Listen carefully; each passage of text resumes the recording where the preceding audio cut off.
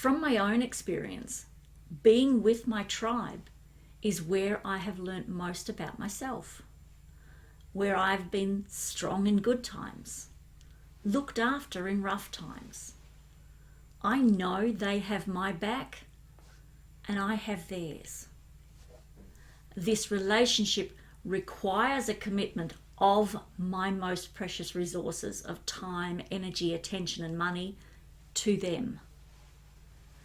My tribes are in my realm, and I make a stand for them, and they are well within the vision I hold for my life and the impact I want to make in the world. Some individuals of some of my tribes are also at my hearth, and so I'll also go into sacrifice for them.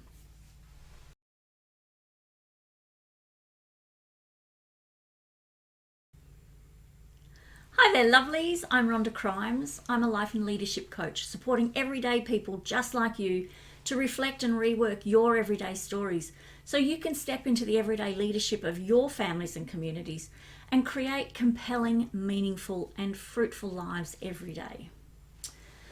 Today, let's talk about never underestimate the power of your tribe. So I've got a question for you. What would make you want to drive 600 kilometres just so you could dress up like a gaudy 1980s bridesmaid for one night and then play with pretty paper and glue and photos for the rest of the weekend in a quest to complete a challenge over the next 2 days? And while said challenge does create a fever pitch right to the very end, the actual reward is a tacky tiara. Well, actually, it's not tacky anymore. It definitely used to be. But now they have morphed into beautiful limited edition creations. And the real value of the tiara is to be crowned a Duchess of Scrap and then turn around and drive 600 kilometres back home the next day.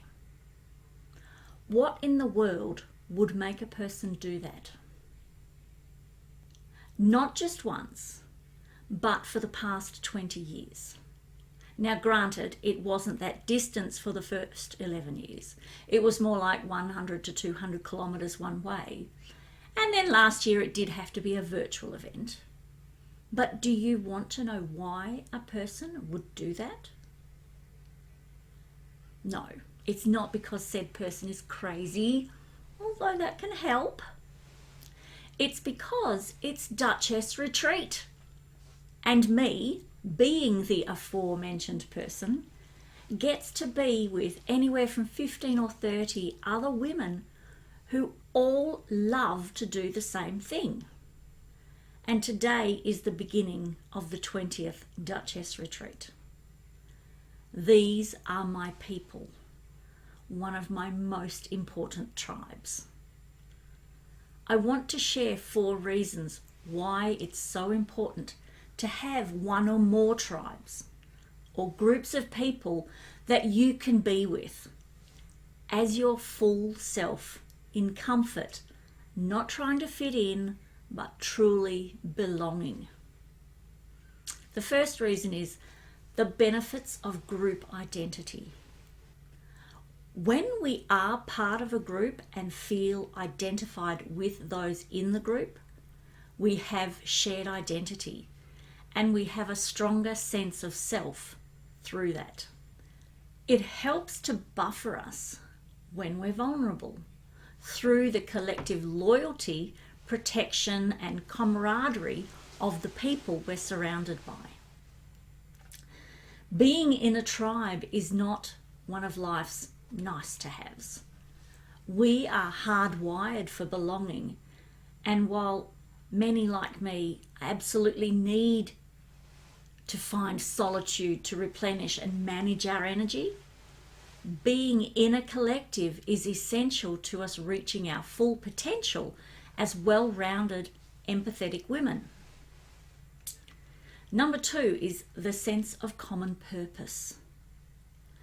The identity of a group and being in pursuit of fulfilling what it stands for gives us a sense of common purpose. Effective tribes have a strong purpose that's bigger than the individual members and yet serves the individuals.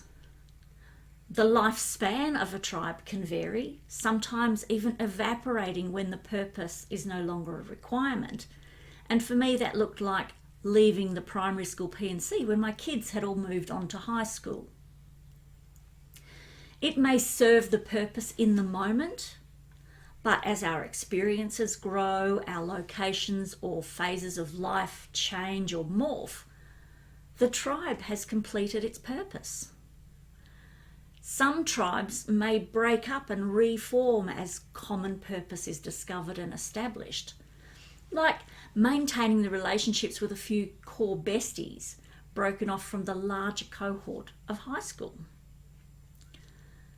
There are also tribes that last a long time. They shift and change and evolve with the needs of the group. Family tribes can fit this example, where every member is adjusting to the changing dynamics, but the underlying purpose doesn't change, and that is what keeps everyone together.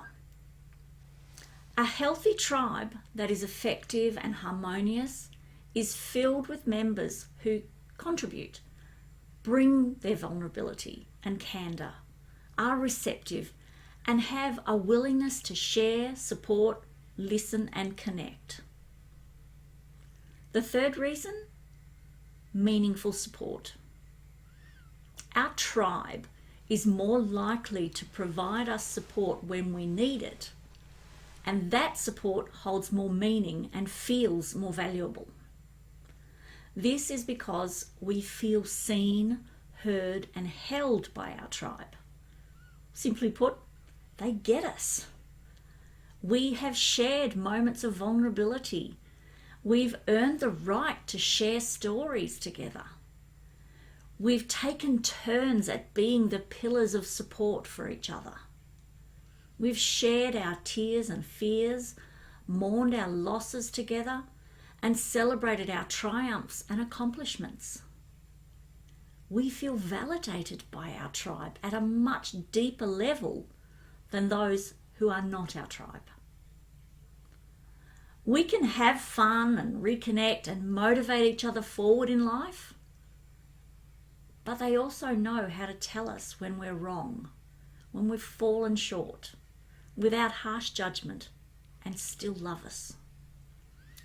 Our tribes help make us better by loving, teaching, and encouraging us, and bearing witness to all that we bring, including our imperfections.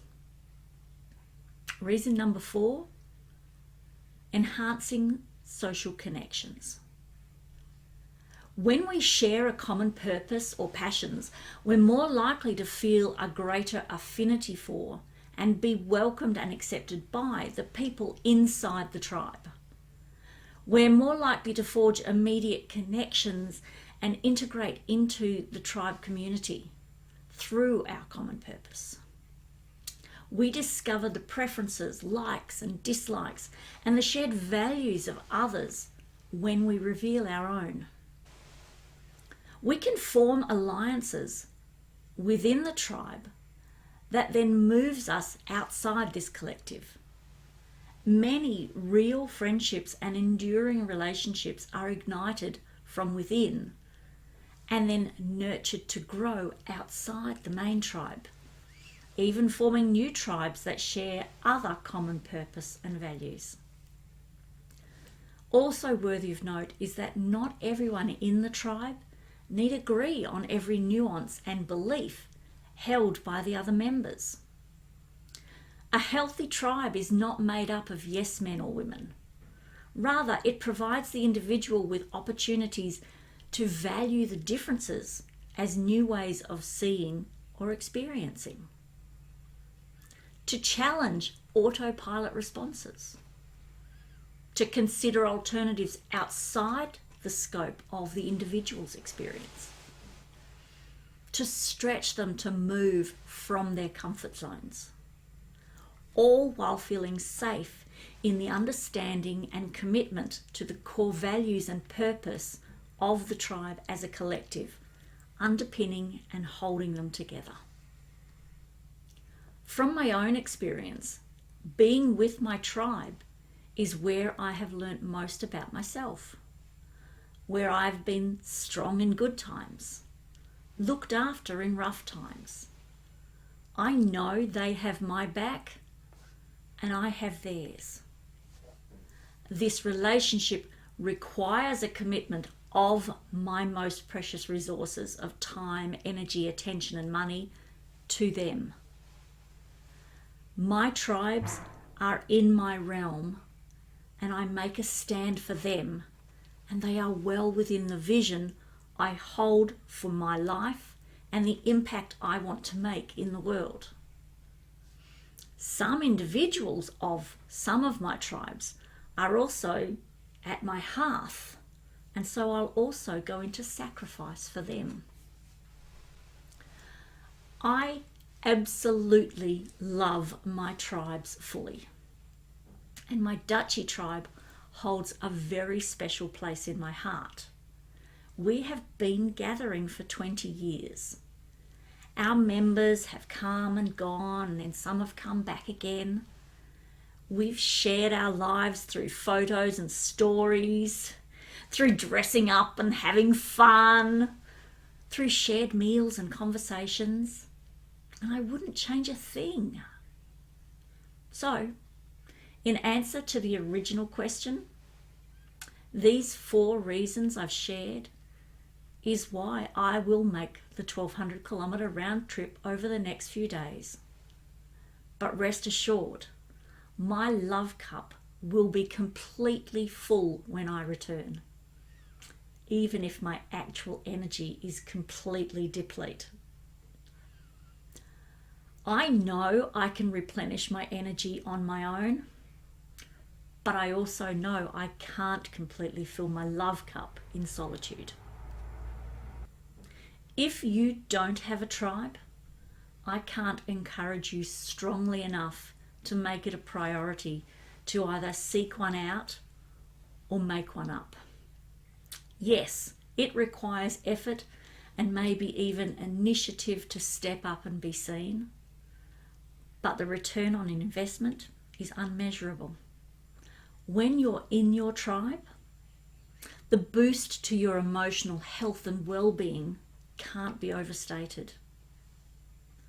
So once again, my lovelies, if through this message you've come to recognize that your now is not the picture that you've painted for yourself, and you'd like any help with this or something completely different that you intuitively know or feel isn't letting your true colours shine through, oh, please get in touch with me.